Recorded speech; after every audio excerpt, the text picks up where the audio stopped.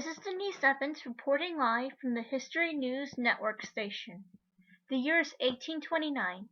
This is the year after one of America's newest reformers, Frances Wright, goes to speak in public across the nation about women's rights in America.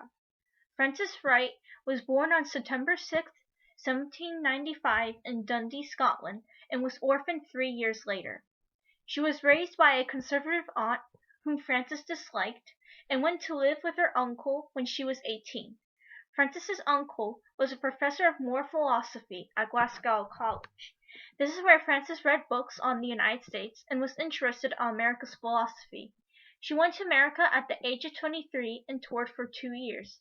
To quote from one of her lectures, "However novel it may appear, I shall venture the assertion that, until women assume the place in society which good sense and good feeling alike assign to them, human improvement must advance but feebly." These lectures were extremely popular and are published under the title Course of Popular Lectures.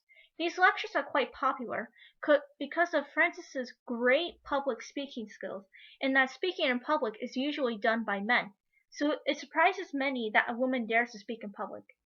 However, some people seem to not like Frances's lectures and would want Frances to be silent.